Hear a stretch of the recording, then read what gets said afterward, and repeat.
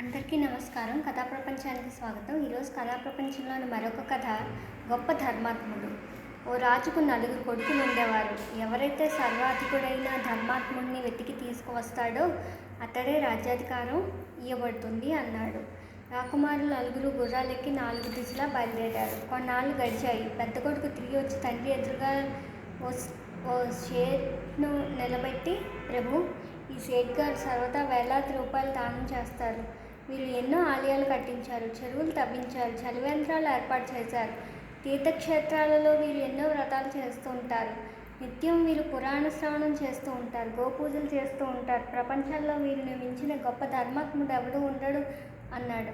ఈయన నిశ్చయంగా ధర్మాత్ముడే అని పలికి ఆ సేట్ను సత్కరించి పంపించి వేశాడు. రెండో కొడుకు ఒక పక్క చిక్కిన బ్రాహ్మణుని తీసుకొచ్చి, ప్రభు, ఈ బ్రాహ్మణోత్తముడు 4 ధామాలకు సప్తపురాలకు కాలినడకన వెళ్ళి యాత్రలు చేసి వచ్చాడు. సదా వీరు చాంద్రాయణ వ్రతం చేస్తూ ఉంటారు. అసత్యానికి వీరు భయపడతారు. ఈయన కోపించడం ఎవరూ ఎన్నడూ చూడలేదు. నియమబద్ధంగా మంత్రజపాతులు పూర్తి చేసుకున్న తర్వాతనే జలపానం చేస్తారు.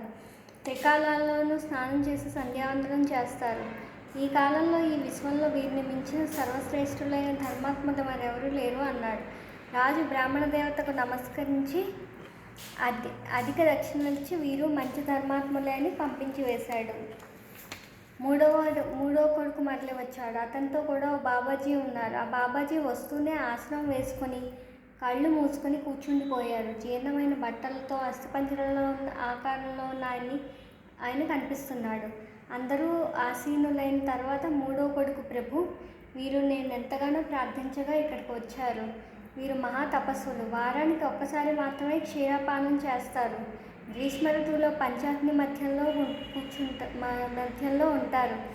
శీతాకాలంలో జలాల్లో నిలబడుతూ ఉంటారు. సదా భగవంతుని ధ్యానంలో ఉండే వీరికి మించిన మహాధర్మాత్ములు లభించడం దుర్లభమే అన్నాడు.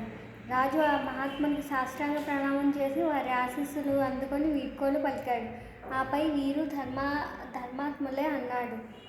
అందరి తర్వాత చిన్న కొడుకు వచ్చాడు. అతనితో మాసిన బట్టలు కట్టుకొని పల్లెల్లో నివసించి ఓ రైతు ఉన్నాడు. దూరం నుండి ఆ రాజుకు దండాలు పెడుతూ భయపడుతూ ఆ రైతు వచ్చి నిలబడ్డాడు. అందరూ ముగ్గురు తమ్ముని మూర్ఖత్వానికి పక్కపక్క నవ్వారు. అప్పుడు ఆ చిన్నవాడు అందుకొని ప్రభు, ఓ కుక్క గాయం తగిలింది. ఇతడది చూసి దానికి గాయం కడిగాడు. అంతా నేను ఇతన్ని తీసుకువచ్చాను. ఇతడు ధర్మాత్ముడు అవునో కాదో మీరే తెలుసుకోండి అన్నాడు. రాజు అడిగాడు, ఏమయ్యా, నువ్వు ఏ ధర్మం చేస్తూ ఉంటావు? భయపడుతూనే రైతు పలికాడు, ప్రభు, నేను చదువుకున్నవాడిని కాను. నాకు ధర్మం అంటే ఏంటో తెలియదు.